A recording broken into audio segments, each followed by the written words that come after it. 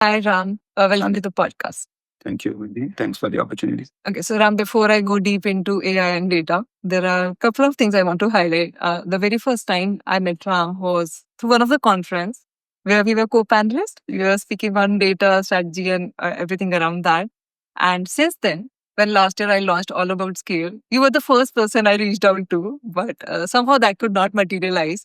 And this time, when I'm finally having a discussion on Chief AI Officer, which is the hype I want to cut around on AI and data, you were again the first one I reached out, and then this is the final time we are meeting finally and having this discussion. And before I talk further, I think whenever you're in Dubai and you have to meet Ram if you want nuggets on data strategy. And so Ram, I've been in that session, I've been in that room when you gave that speech on data strategy and how to monetize data. So what are your thoughts on this? You mean thoughts around data strategy? On data strategy, why it is a precursor to AI strategy? Because people simply talk about AI, and then data is the first precursor to that, and that's not been discussed enough. Yeah. So, I'm very passionate about data. Yeah. Even though I'm not a data professional by profession, I learned it the hard way since quite early days. To me, data, simple start with data is the lifeblood of any business. And it's a strategic and competitive asset if you use it wisely. Otherwise, it becomes a liability. Yeah. So the data drives people, process, technology. So it fuels them. It's like a blood in your body. That's how I try to compare. But unfortunately, what happens is that often people forget that. They get excited with all this stuff like AI and analytics and deep learning. The analogy I think I should give, which people should understand, appreciate, is that, as I said, it's like blood in your body. You don't think about your blood on a day-to-day basis. Yeah. But everything works fine. Your body is fine, and you want to look handsome, and your processes, which is your heart, works well, your brain works well. Then suddenly you feel bad. You run to a doctor, and first thing doctor says, "Can you do a blood test?" Yeah. And that's when you say, "Oh my God, oh, okay, need a blood test." And looking at all the results, you say, "Oh my God, this is bad." Data's like that. So you don't think about it, but it hits you hard. And so it's so important that any strategy, whether it's a technology strategy or a digital strategy or an analytics or AI strategy, because it's fueled by data, it's very important to have a comprehensive data strategy to drive these outcomes. To me, all this analytics technology are driven by data. And that's why data strategy is so fundamental for any organization. And that's so right, Ram. And I think in those rooms as well, you mentioned this thing, which I think caught everyone's attention. People were telling me that, only Ram's session was something which made a lot of sense to them. When you mentioned customers centricity, data centricity, systems and processes, we have been centric towards many things. And first of all, I think that tells that we are not being centric towards anything at all if we are using those terminologies. So what are your thoughts? What is it taking us so long to understand this universal concept that customer centricity is the way for you to start and then keep a track of data, and then from there onwards anything up downstream comes? So what is so difficult in this that not most of us are getting right?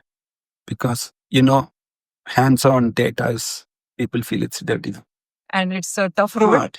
Because it's not something tangible. You don't touch and feel. Like technology, AI, you see the solution. Technology, and you put an application, you see it. Customer, you see it. But data works behind the scene. And to go and touch it is not easy because it's very hard because of legacy, silos. And that's why people always think that something like this advanced technology solutions are a silver bullet. They will solve the data problem. Okay. But the whole thing around data management is so fundamental to drive those outcomes, which is, to me, it's more than technology or anything, it's the culture. Thinking about data as a strategic and competitive. It's easy to say it's strategic, data as a strategic asset, but you got to do it. Got to do it. So that's why people don't want to dive into that field and expecting that something will fix it by itself. And that is the biggest challenge. It's, to me, in this 30 years, the biggest challenge I find is changing people's mindset around data. Which is still a problem. I'm not saying that when you look at the statistics or the survey results from MIT and Harvard Business Review, while all these advancements in data science and AI is progressing and value creation is happening, the culture around data is actually going down.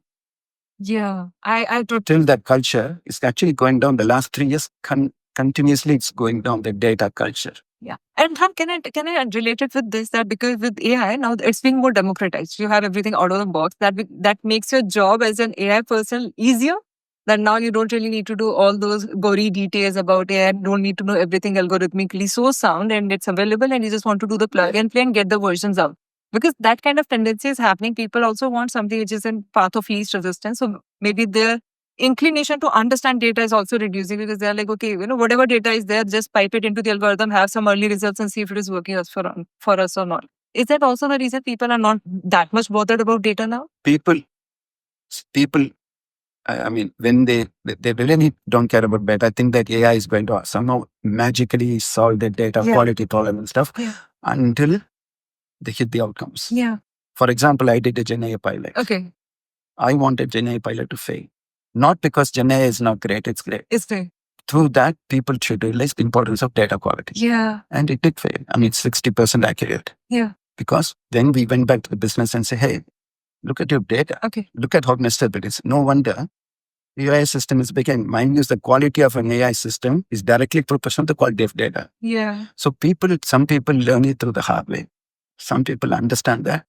But it is important for the organization, CXOs, to invest into the data foundation, data. And it's an ongoing effort. Yeah. It's not one of saying that let me fix all the issues and then I will do AI. You have to do it parallelly, but that focus on foundation is so fundamental. Data governance, data quality, strong data strategy, definitions of data, all those things are fundamental. And then when you mentioned culture is important, and then people process technology is also an evergreen statement. We've been hearing it for long.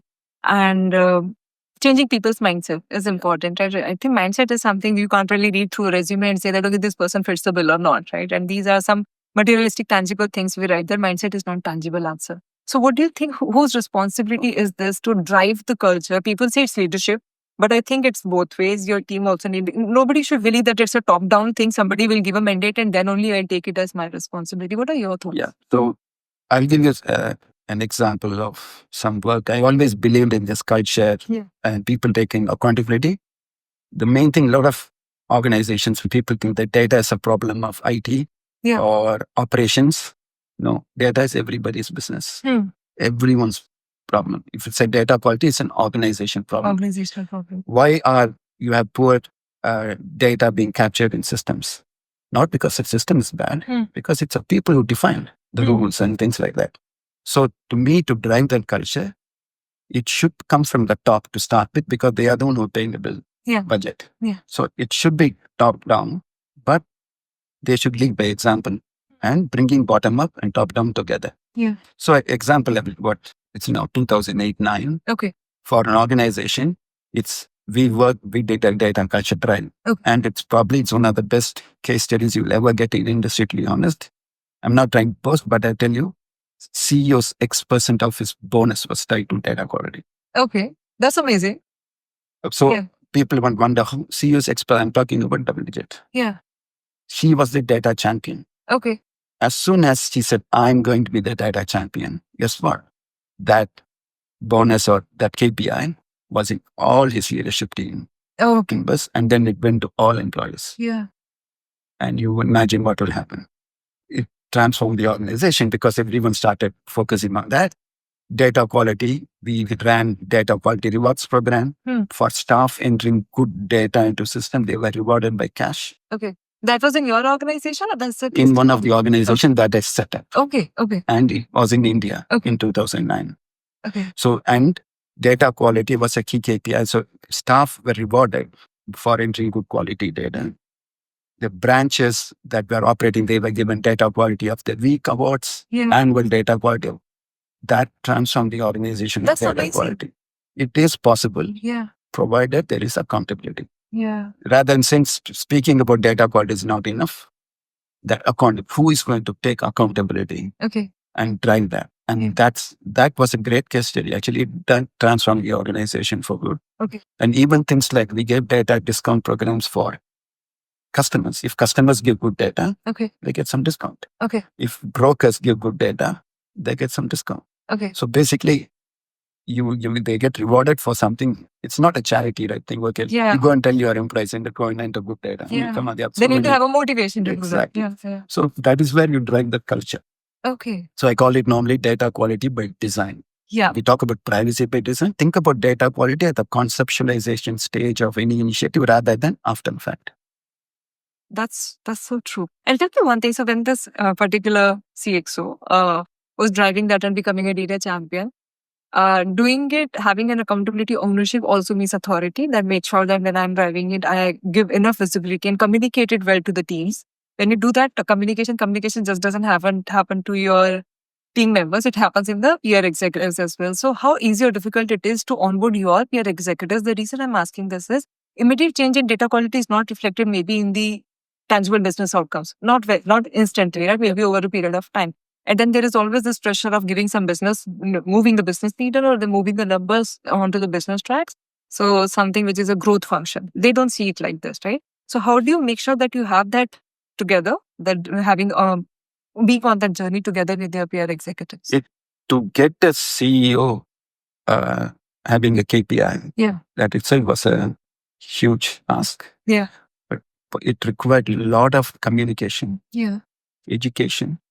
In fact, we talk about data literacy programs in the last couple of years, which I ran in 2009. Okay. Every employee joining the organization has to go through an induction program on fundamentals of data. Yeah. So the CEO and the peer all sat through that. Okay. And help them understand the value their data brings with real case studies and showing what industries where things are going. That was a lot of effort. Okay. People think that it's going to be easy. No, it's not. It's not. But there is a will, there's more than a way.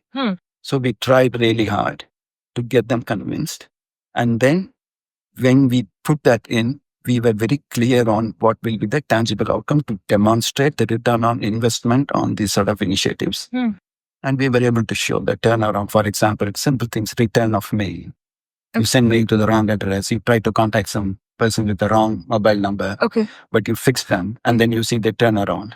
So to show the ROI, don't try to aim big. Try to start show small incremental values that is generating. And that's how we were able to build it because they were able to see it.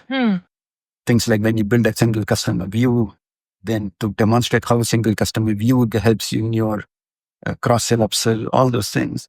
So starting that small step-by-step increment is how you show value for data quality. Because often what happens, I realized in my 30 years, if there is a budget cut, first thing that gets cut is the areas around data. Data governance or data quality, data management, without realizing that these are the foundational building blocks of the organization. I may still be able to run an insurance business without technology. I can write it on paper. But without data, can I run a business? No. A lot of people ask, what is the value of data? Come on. It's a classical example. I can run a business without technology. I can write paper policy, I can write. But without data, I can't. So the point that you raised, right, sir, having that incremental small progress. So I think what happens is because those numbers look so small in terms of the expectation from, the spend that is happening in that space, in data space, in AI space. This is actually the problem that I am seeing as well, that you really need to, first of all, that mindset is not there that, you expect something one shot, 0 to 1 altogether. So it's like, it's either there or not and it's a zero sum or not. It's never like you make an incremental progress and you know where you've reached and then what are the remaining gaps that you need to fill and then residual thing you work upon.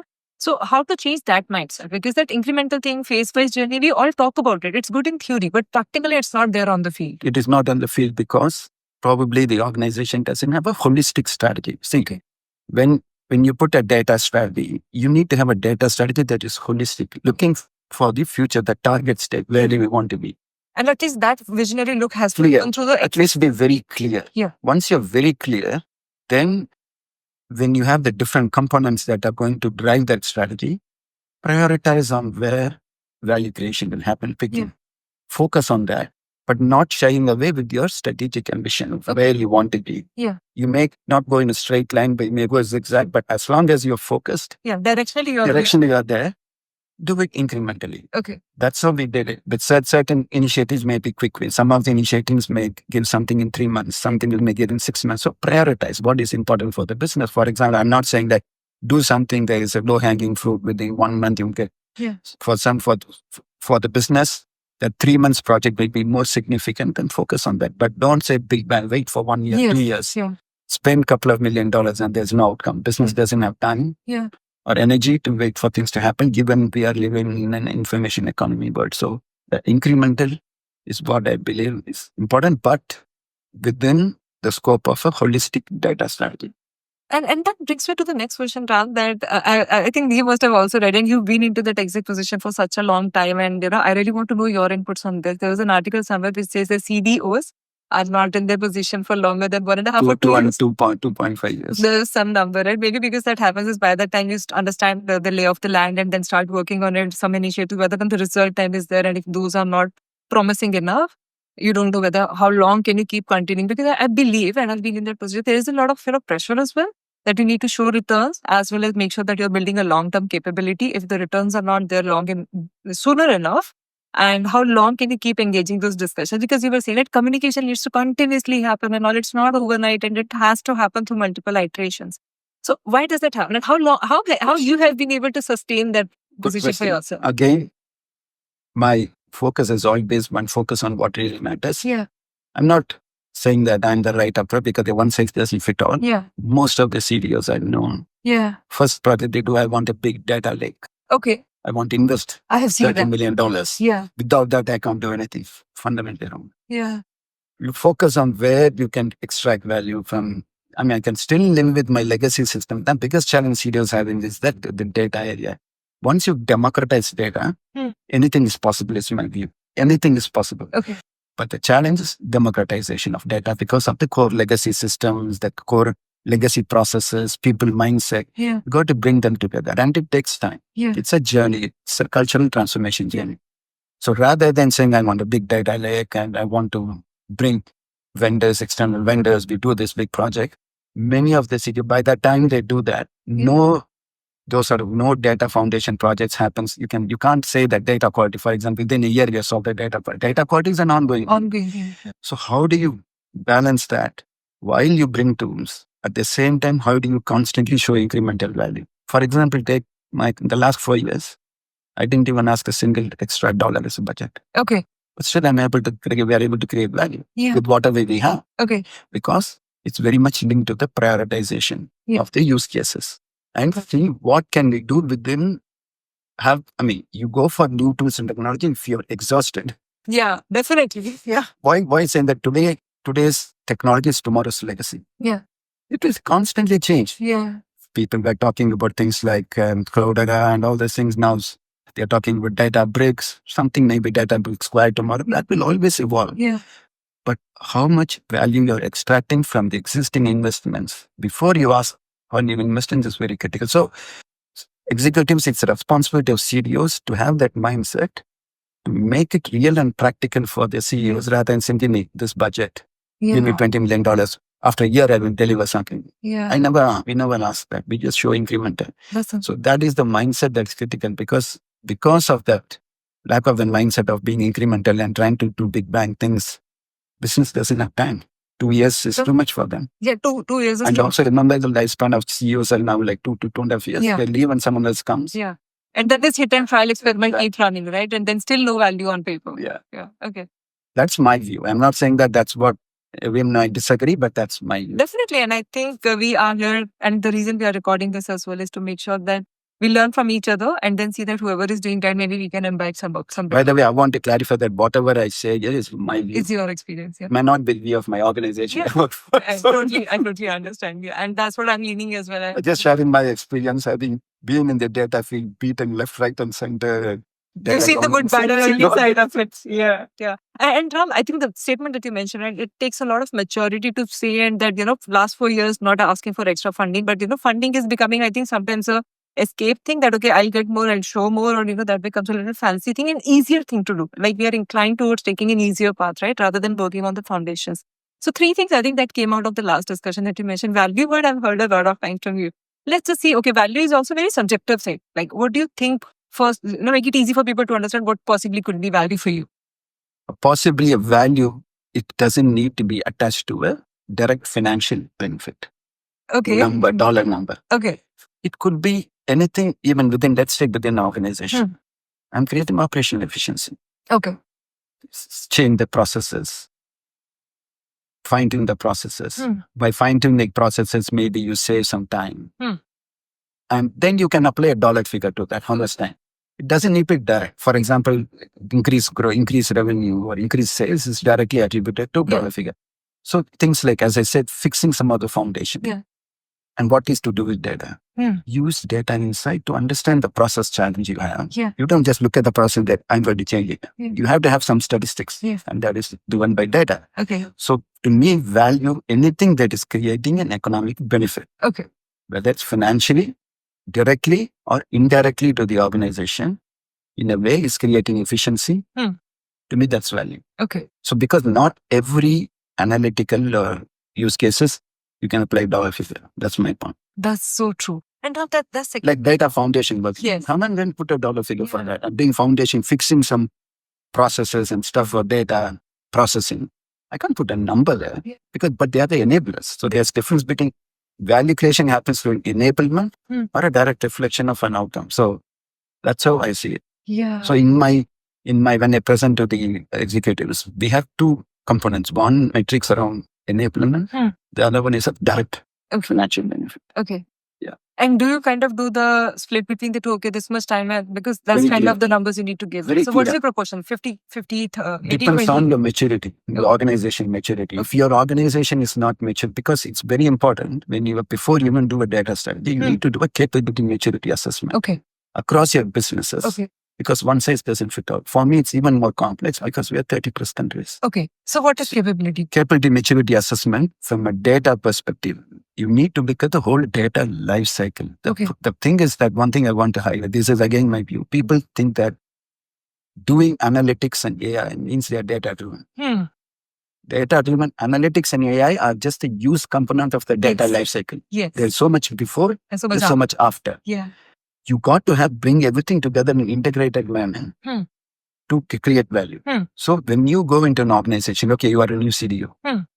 You have a 90-day plan. Your first plan to me should be a maturity assessment, where they are in the data lifecycle journey in terms of quality, in terms of privacy, ethical, analytical capability, whether it's descriptive, predictive, prescriptive.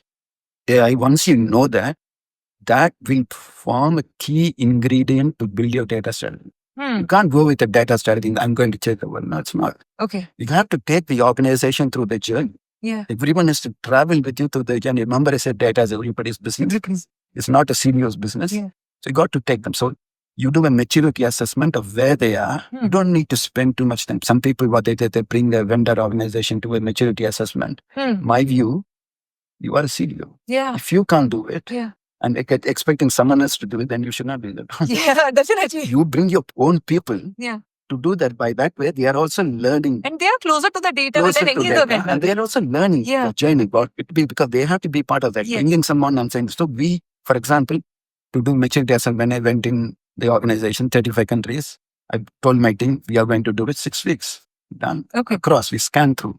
Right from data collection all the way to data definition, BI reporting, where we are. Then we know it's very obvious that one size is not going to fit. Then you see where I'm going to focus. And while you're focusing, you should try to focus on the concept of data products. A data product to me is like a software product. You build a software once and you license it to many people. So achieving the economies of scale becomes critical. If I build this one, can it be used in other parts of the business? That should be given a top priority, because that's how you achieve economies rather than doing project by project. Cycle, And for me, someone like working in a global environment, it's all about global data products. And a data product could be anything that uses data. For example, a report uses data. A dashboard, analytical model is a data product. So the maturity will be based on looking at that maturity of the businesses and say, where should I focus first? Oh, this is going to give economies of scale. Focus on that, because it's going to give multiple values. So that's how. But does it become overwhelming initially? Because when you mentioned 90-day plan and that's how you start maturity, capability and understanding and analysis, 6-week program that you run with the team. How overwhelming does it become for a person who joins the organization? You've been through this for a long time, so for you, maybe it's easier. Probably it was easier because of some foundations and having Yes. data. For those who didn't have foundation and data, it's very important they have the right team Okay. to help them do that. Because someone who's strong in data governance, Yeah. someone who has an understanding of data quality. If you're going to build a team for the very first time, Yeah. but you have to do the maturity assessment, then there's no other choice or to bring some vendor with that capability Okay. and do it. And it's going to cost you. Yeah. And the business obviously is going to expect that over. Exactly. Yeah. You need to quickly, prove, yeah. more quickly than you build your own team. Yeah. So you have to have that balance. I'm not saying one size fits all. Yeah. You need to do that. So it will be overwhelming.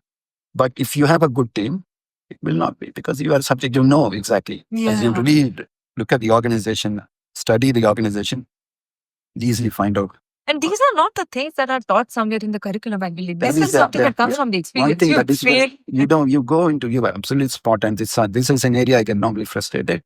My view, these sort of things, data foundation should be started at university level. But you Yeah. go straight into analytics, Yeah. AI. There's no foundations of data management. And the best book for those who want to understand where to start, go and read Dharma book. Okay. Demarca, Yeah. broader book. It talks about the entire life. It's quite an overwhelming book, but I guess I can guarantee that if someone reads the book, at least they will have some core foundations around data. And their job looks less overwhelming because they read the books, right? Yeah. Okay, that's nice. And one more thing, Ram, when you mentioned about having global data products, and there's a view that I'll share with you, and you can tell me. So data is transcending boundaries, and then each region has their own specific data rules or something. When you make global data products or something, what kind of intricacies can arise and implications somebody needs to be aware of, accessibility and, having that authorization of using the data, and what kind of view should be made visible to whom? Good question. So I always have one of my core founding principles for my function is leverage, reuse, buy before build. Okay. Steal shamelessly. Okay. That's the core fundamental. Any use case that comes in, I tell my team, go and look around whether there's already something being built. Okay. It may not be 100%, even apply 60-40 rule. 60% relevant. Across the organization, something is doing. And how do they broadcast this information? How do they know? Because I think that's also they don't broadcast. So you got to, that's the role of my team, to go and understand based on these use case, talk to the appropriate business leaders to understand, and they have built something like this, and try to do that. Okay. So then, once you get all those requirements, you may not have one. The other principle is design for global, implement for local.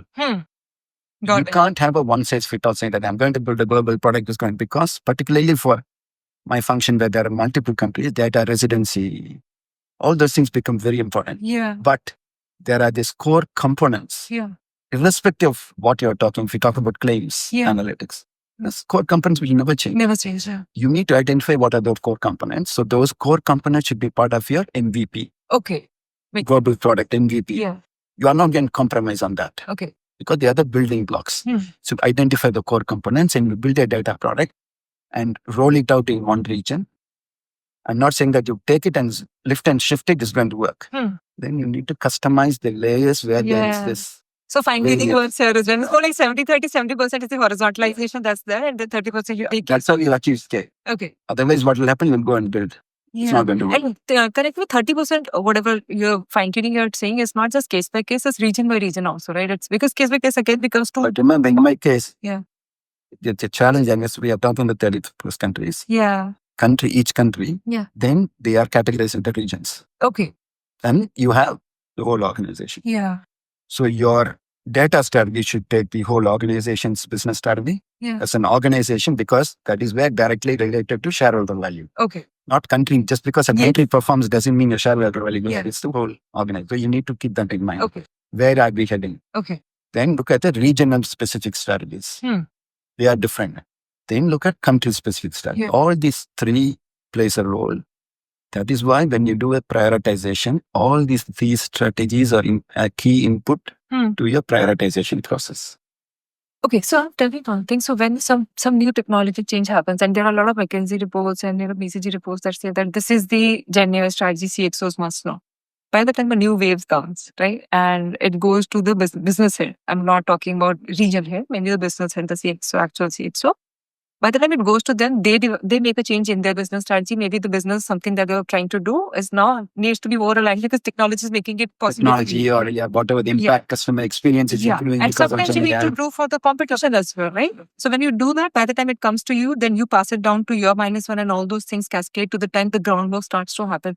It's a long cycle. So what do you think is generally a good strategy? Or you've been in that position, yeah. To me, your strategy, data strategy, whatever it is, your vision and strategy should be stable.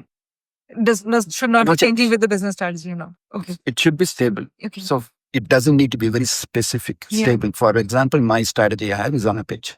Okay. For 4 years, it didn't change. Okay. Gen AI will change. Okay. Because it has the core foundational building blocks. Yeah. People, process, technology, data, which enabled us create data democratized environment surrounded by data quality, metadata, data risk. Tell me what technology is going to change that. Fundamental. So that is the focus, very clear. The outcomes change. Yeah. And the outcomes could be a Gen AI solution for customer service. I want to put a master data management to create this. Those are the outcomes. So the outcomes are nothing but you come up with a prioritization and the roadmap you build. Roadmap with key milestones. So my process is, okay, strategy remains stable. There's nothing really changing. Yeah. Roadmap is what we agree through prioritization process. Yeah. But as you rightly said, once business commits, we agree on a 12-month roadmap. Yes. Deliverables. But a lot of organizations, what the mistake, they say, oh, we are giving me 12 months timeline. I'm going to deliver. No. Yeah. Doesn't work in this world. Yeah. Every quarter, we go back to the business and review. Hey, has your business started? Are you still aligned? Yeah. Yeah. There has to be 100% alignment. Okay. They say, Ram, no, things have changed. As you rightly mentioned, something has come yet. Okay, let's go through a reprioritization. Yeah. And you should be bold enough. If you have initiative you are doing and priority has changed, you should be bold enough to stop that. Okay. And as a data person, the people are seeing data and AI as separate role function as well. And I think they are so intertwined. So if as a data strategy you think, and I'm yet to still come to AI strategy, we are not yet done with data strategy itself. Like, how do you convince? Because your data moves are in tandem with the AI person who is handling the initiative, right? How do you convince them? Because that takes a tough, right? That you're saying that it can't be, so this would be a controversial statement, but I would say it. data, AI should be part of data analytics function. Yeah. Yeah. AI, people talk about technology. It's like any other application or think like that. It has to be integrated. Yes.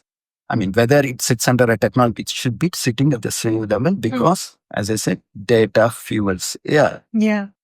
So it's again, otherwise, if the AI is something kept separate, again, same issues will happen between technology, there will traditional expert. So they have to be sit together. They has to be aligned. When you are putting a Scrum team, they all should play a role right from day one. In my Scrum process, business is involved in the Scrum process as well. Not just saying that it's a technology, technical term. Yeah. You are involved throughout the process. Risk compliance. Yeah. Business people, our data engineers, our data science people, they're all part of this Scrum. Yeah, because otherwise, then for AI team, if they are supposed to align themselves with business strategy, but data is not supporting them, then they are being a consumer of data and they're pushing some pressure. And as you rightly said, when we say we talk, we say, where is the gap? The data strategy is not aligned. Yeah. So it comes back. So that's why it has to work in an integrated. Yeah, definitely. And the statement that you made that strategy should be largely stable. That's something I'm hearing for the first time. First, the previous statement that you made also, I'll just double click on that. I was talking to one person and they were saying that, what does a strategy even mean? Like you mentioned that these are the products we know, we can feel them, we can tell them strategy, we cannot feel, we cannot understand. So we don't know what role does it play to all the, for them it is like work is given top down. We have some Jiras assigned to us, we'll deliver, we'll work on that, we'll close 8 to 5 work and that's done for the day. It's so difficult to change that mindset and then tell them that you also have a role to play. Then come back and tell and don't just work at your Jira, maybe at least take a look left and right of your work as well, right? So that's what the point that I was making, that strategy should not be, it should not change based on technology. It's not flexible. In my strategy, you will never see even a technology component mentioned there. Okay. Because I know today's technology is tomorrow's legacy. Does it mean technology changes, I need to change my strategy? No. It talks about the core foundation and building blocks that are required. Yeah. There are building blocks where you don't need a technology to explain that. Master data management. Yeah. Doesn't mean I need to call a master data tool should be there. I think master data management is critical. Yeah. And so your strategy is stable. Irrespective of what tool you use, I don't care. Yeah. So that's why I'm saying that strategy should be very stable at a high level. Yeah. Simply understand. For example, democratization. Yeah. for me, data democratization definition, get the right data to the right place at the right time, with the right quality, with the right context, to with the the right. right level of governance and right acceptable use. Yeah. Done. Is that going to change? Yeah. No. Yeah. So that's why strategy should be stable, but how we are going to implement that will change. Yeah. Depending upon technology. So that's why the roadmap you got to constantly revisit And that you do on a quarterly basis. With all the business to make sure they are still aligned. Hey, you promised that they're going to do this. You are doing it. Are you still aligned? Okay. No, wrong things changed. Okay, let's go back. That's good. And between business units, also you keep checking the synergies. All the time. All the time. So there's no duplicate. Very important for my team to ensure there is no duplicate work being done. Yeah. And we got to have that authority given by the business thing that you guys are the people. Yeah. You're going to oversee. Yeah. You don't want people forming shadow teams. Yeah. Something going to put, no. We don't want that because that's going to. And that's also one of the costs, right? It kind of becomes a debt afterwards, right? You have so many places, so many data, you don't know what is the actual source of truth. Right? And we want when you talk about single source, we want everyone to go to the same place. Yes. That's how we democratize data. Yeah. Otherwise, it will be like pockets again. Or we don't even allow people to even take data that we have built into an Excel spreadsheet. Yeah. So then they create their own channel. Yeah. So those. It's a culture again. Yeah, and then that becomes a practice for them, exactly. And they will never come to us again. Yeah, they say, no, I'm happy. Yeah. So that requires that culture mindset and accountability also from the top to give that accountability and drive. So that's where we get the CEOs without CEO sign off. No use case will proceed. Okay. Not because as customer manager said that's good. No. Okay. Because initial accountability at the CEO level. Okay. Because ultimately, to me, CEO is accountable. Yeah. So we tell CEO, you have to sign off. Without that, we are not proceeding. And tell me, what kind of question generally a CEO or any CXO asks before making that sign off? So they say, Ram, show me how your work, your roadmap, is it aligned within my business figures? Okay. Yeah, we all have a business case value. Yeah. Is it aligned with what I'm trying to do as an organization? To demonstrate. Okay. We show that. Yeah. And then they sign off. But before they sign off, one thing I tell them very clearly, I need you to sign off committing that you're going to operationalize. I was about to come to that. Lot of use cases, what happens, you build. Yeah, and they keep lying. And I don't believe in data science. We people see we on stage or in websites, so we achieved 17% growth. Yeah. Let the CEO say that. Yeah. Because that's what my view is. Let the leader come and say, we achieved something, but not a data science. I might have built a best analytical model, which I know will, but if it's not operationalized, nothing is going to happen. So the use case priority is that CEO sign off on operationalization. Okay, so I have two things, right? That 17% or whatever number people generally quote, and I've been to a lot of conferences. I know that number is what people want to And hear. they say that within a year, they will be in business for, in the role for a year, and they're saying 17%. Are you serious? I was about to say that, number needs to have a context. Year on year, over how many years? Exactly. Yeah. And it did happen overnight. First, you started saying, and how do you know it's a stable number? Are you expecting this? And to reward, for example, you talk about churn and stuff. To get that, it takes at least a year, no? Yeah. By the time you get business is involved, it's... Okay, so coming back to the exec saying that we are ready to sign up for the operationalization part, and that's also a big gap. So what makes them trust that, okay, first you show me the results and then I promise you that I'm on board with the operationalization part. But by the time you show the results, how convinced you yourself are within your team that I can take it to the board level or exec level? And then what do you think you should be presenting to them that makes them trust, okay, I can make this integrate with the business or the workflows that I already have? Pilot. I mean, if you want to show, you have to start with a pilot. Yeah. Certain use cases, you don't need to start with a pilot. For example, I need a dashboard. Yeah. One of my CEO was very good. He said, you went to one level. The CEO said that you built a dashboard. Okay.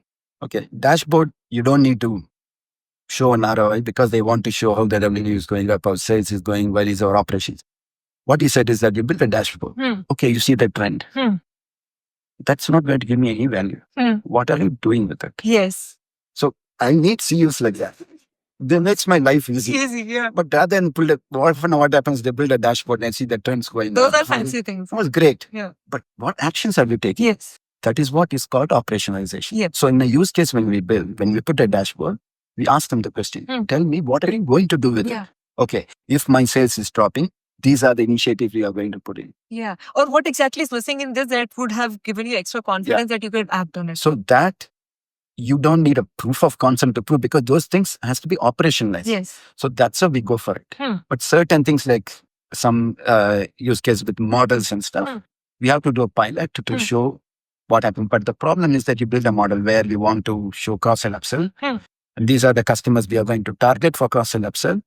But then there is an operational work. The salespeople has to be involved. They should take that data that you're giving and then they do all those things. So that's why we are saying rather than wait till the end, after we build a model, say now operationalize, then promise me upward. Yeah. So that when we are building, you are planning for change. Yes. What happens often we noticed, I will explain. While it doesn't mean that after even getting sign off, it's working smoothly.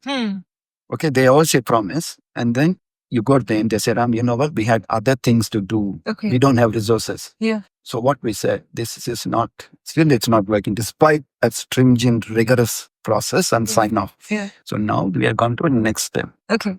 Which is, once you are discussing the use cases, you put a value, business case. Yeah. That value should go into the P&L. Okay. Should be embedded Okay. as part of the budget. Okay. What happens then? Yeah. You have no other choice. The CEO is forced to ensure that he's on line with the budget. Tell me one thing. So explain on this how the value should go into P&L. So we say that, for example, a cross-sell upsell we do, this will increase our revenue by X%. Okay. What is that number? That is the forecast. Okay. And in order to meet that focus, you will make sure that you operationalize it. But often data analytics doesn't happen like that. It's like a side of that. I want this, can you do this model? But how many of them put that into the P&L, into the balance sheet? Okay.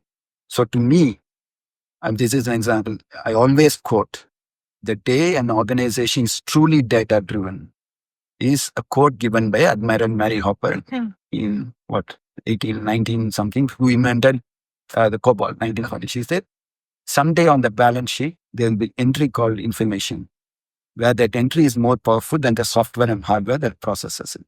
That's amazing. That is that, to me, that is my benchmark. The day when data is in the balance sheet, the insights value is in balance sheet, that is the day an organization is truly data-driven. How many organizations have that? I can say. I don't think that's even in the thought process. Yeah, exactly. Yeah. So that is why going as a step of ensuring that the value that you are going to be estimating the value going into P&L is the first step. At the end of, and once it goes into P&L, it's all about accountability. Yeah. But how many organizations, you see, tell any organization that I'm a data analyst function, it's in the P&L. I think you see that. So saying that this much out of the revenue header, saying that out of this particular total revenue, this percentage of revenue came from this analytics. Because of DNA insight. Yeah. And so all your cost around that. Yeah. It's also kind of a all part of into the P&L. Yeah. So that's not there. That's like in not any there. of your experiences till now, do you see that kind of push is happening, or there is a maturity over the years that has happened? No. It's still a long way to go. Still a long way to go, because now see this whole AI momentum. Yeah. Is that going to the P&L? But then what kind of motivation does a exec have who is responsible or accountable for managing P&L, keep making investments? I think no organization in the world has indefinite amount of money to continue spending and not seeing the tangible returns, and then that actually flows into your P&L, because you really need to show to the industry that you're growing as well, right? To your company, to your stakeholders. So what kind of gap is there, and what stops them from not making this kind of move? It's not just data literacy. Are they not having enough confidence that the data projects will materialize? They don't know. What they don't know is what that's their position. That's what they're supposed to do. But do you expect all the CEOs are data savvy? Or at least ask those questions. They need to ask those questions, but a lot of people are really nervous to ask those questions. They talk about data. I want to create value out of data, create value. What do they really understand? And are they living by it, saying that I'm going to drive that, championing that? Is that because they're more of a business leader and less of, somebody who is familiar with data side of things? Having that data kind of, or data plus AI literacy to them will make their job easier? No, this is my thinking. Maybe I might be true. Yeah. For me, data is the lifeblood of a business. Yeah. So as a business leader, you should at least have that mindset. Be on top of numbers. Data is the lifeblood of my business. What am I going to do with? At least have that mindset. Yeah. It's not rocket science. Yeah. But you see that as missing. Absolutely. Yeah. Immediately their thought process around, what and how that's all. Everyone's doing analytics and things. How many business leaders say, Ram, we should have strong data governance. We should have data quality. Yeah. Why is not there? If we keep saying that data is my strategic and competitive asset, This is where organizations like Google and Amazon and others differ because the whole business is built on data. Data, exactly. Remember, I mentioned the slide process centric. Yes. If they are data centric and then they build processes and technologies using the data to create value. Yeah. When they are able to do it, and when organizations have so much of data, why don't you think like that? Yeah. That's again, it's a cultural And mindset, and it requires people like CDOs. Yeah. Even not many CDOs understand that. Yeah. For them to have that mindset, to drive that mindset, to bring the change. If I'm able to get a CEO's expression type, why can't others? Yeah. It is possible, but that requires that mindset. And tell me one thing, so do you think that as a leader, this is totally non-data, non-AI question. As a leader, does it become difficult for a person who is so seated into the position to ask those questions? Because they have this fear of how others would perceive me if I ask this question. This might look like a very... So I've heard people in the call saying that I might sound stupid, but then this is my question. You don't need to give a prefix to that, right? You don't need to give a runway to that and then make this statement. So is it really difficult as a leader to ask those questions? Because you're still away from the data. You're asking the questions to make sure the value It comes. comes to the core values of the leader. For me, someone like me, I'm not trying to be too humble or something. Yeah. I still believe I haven't done much in data field. Okay. Every day is a learning for me. Yeah. If you have that learning mindset, you'll obviously be curious and be asking questions, no matter how you might think that it's so stupid. Yeah. Unless you ask, Yeah. you don't get it. Yeah. So the business leader should be interested to understand that and work with whoever they're bringing the right people on board to help them drive that change. It's very important. The leadership is also critical, strong leadership, and leaders having the mindset, the SLT of the business, the mindset of end-to-end integration, integrated solutions, rather than I'm just worried about mine. I'm just worried about mine. Silos, having that view of that holistic end-to-end is very important if you want your organization to achieve efficiency. But hardly you don't see that. That's the other challenge. Because, and I don't blame the CEOs for that. Yeah. Because I'm not, if someone comes down, do you understand everything about insurance? Probably not. Yeah. But willingness. Yeah. That lifelong learning is missing, I think. Yeah, And that willingness to learn and grow. And yeah, so much happening in AI. You don't need to be an expert. Yeah. But at least understand the foundations. Yeah. That's what I feel is important. There is some statement as well, right? That if you're the smartest in the room, then you don't have a scope to grow. Something like that, right? So be in the roles where you can learn from your teams. You don't need to show smartness. You can be humble, but you can hide your smartness or whatever it is. But being curious. Is what is important. Yeah. And because I was just thinking that, if I have to work with a company or with a leader and then they are succumbing to FOMO and then doing it because there is a lot of pressure but not being truly data driven, and what kind of message first do you pass to the teams? Because your teams truly sense that. And they have a leader who is not making the right decision. And that attrition is a real problem, right? Even in data world, not just in data science, right? Then you're just falling apart on multiple places. You're just scrambling your way. So that's also one of the big challenges. Again, culture. I mean, it all comes to culture. You might think that why Ram is emphasizing so much on culture. I'm a strong believer. Yeah. Information management, data management, again, controversial statement I always use. To me, information management, which is the fundamental foundations, is a classical example of the definition of insanity. I want to get different results without solving the fundamental problem. That's insanity. Yeah. So information management is, in fact, is an always continuous problem, and it's becoming even harder and harder and harder as AI is coming data science. But if you just ignore that and try to find other means to solve the problem, it's not going to happen. Still, that fundamental problem is there. For that to happen, that culture around, we need to protect our asset. Yeah. That is the core. I need to invest. And any investment into data strategy or information management is not a cost. It's an asset building exercise. Yeah. And you can't put a cost to that, saying that while your asset is growing. Yeah. It's an investment for long term. Long term. That's how they should think. It's like building a house. Yeah. You build a house thinking, oh my God, it's costing much. No, you're building for long term. 20 years, you get the return on investment. But you build, it grows over time. Yeah. And every leader or every person has a role to play to focus, build on that investment. Yeah. And if you start seeing it as a cost, it's going to be a problem. It will be short-lived. It will be short-lived because then you're just trying And data strategy and data quality are not a project. Yeah. It's an ongoing program. If someone says, I've done data quality, project's closed, big mistake. Tomorrow, immediately we'll have data. Exactly. So tell me one thing, sir. On AI projects, at least there is a constant term that I'm hearing is improve ROI on AI projects. Like now that you're saying for data, at least we should be seeing as a cost measure because the moment you talk about cost and investment, people say, okay, show me the return on that investment, right? So can I say that ROI should not be the right metric to look at the data projects? ROI should not, okay. It's like asking a question, what value has data has? Yeah. What value data has? Okay. You can't, data is like a gold nugget. Gold. Mine. The more you dig, the more you get value. Yeah. Because data is different contextually for many people, different things. So the more you dig, it's more value. Yeah. So prove ROI in data. Yeah. It's like, okay, simple. I always say, people say, I know there are books around infonomics and all those things. Prove ROI in data. I say, okay, you run a business. I know all the data. That's ROI. Okay. What happens in the business?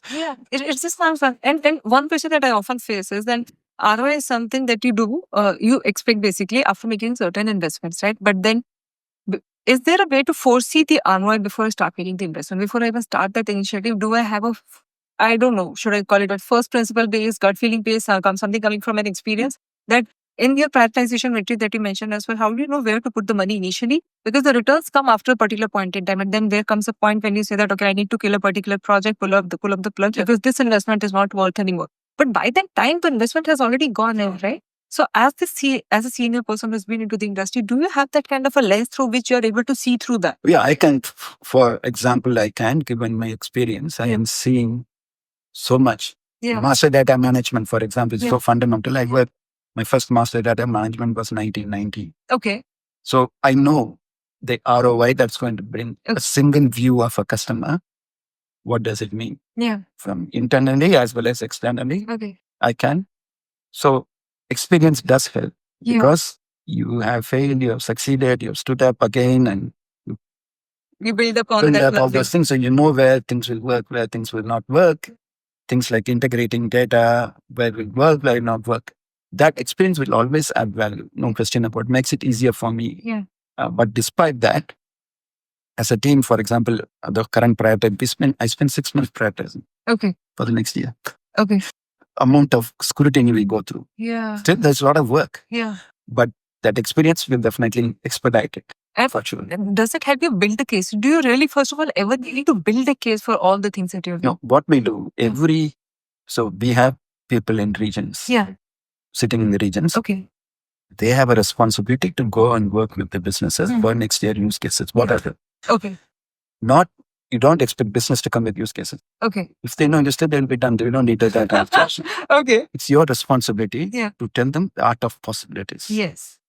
And for that to happen, leverage before buy, before build is important. Look at what's happening within your organization, where things are, how value gets created. Take that. Look at what's happening in industry, who have achieved true use cases. Yeah. Use that as a way to explain to your business to get them understand. Because what they don't know is what they don't know. Yeah. Honestly. Go and say, I want to build this wonderful model. What do you mean? I don't understand. So it's important they first collect all the use cases. Within the business functions, they prioritize. Okay. Without keeping anything in mind about budget or anything, don't worry about it. Prioritize. Give them the room to just. Yeah. So initially no constraints. Okay. Get all the use cases and decide about the priorities and stuff. So we go and collect from all these regions. They spend time. Then we bring into a prioritization process where we apply something like 21 filters. Okay. On the prioritization process where we bring in, because when they do for business functions or departments, they don't care about enterprise strategy and all those things. They're about their strategy. Yeah. Then we bring all those things. Then we look at resources, risk comply, all those things, and we prioritize. So that is the comprehensive prioritization process we go through. Okay. And we know for sure once we prioritize, we are certain that those are the use cases. No doubt about it. Because everyone is, and the process, everyone is involved in the journey. Yeah. It's not just, it's done in isolation. Yeah. Technology people come in because they also respond because we need to depend on technology and risk and they don't have resources. How can we prioritize? So it is a joint effort and the prioritization process of the framework belongs to everyone, not DNA or anything. So we have to go through that process. I certainly know. I was in the conference when you presented that, and I know the prioritization framework and the kind of levers that you were mentioning is a big topic of its own. And I think I might need to come again to do that recording. But It was an extensive discussion today, Ram, and I think it is truly valuable for me, and I'm sure it's going to be for all the people watching it. And thanks a lot for your time. No, you're welcome. I mean, I'm glad I was able to share my experience. Again, please remember, one size doesn't fit all. Yeah. Because it varies from people to people and function to function and organization to organization. Depends on the maturity. Maturity, yes, yeah. All right. Thank you very much.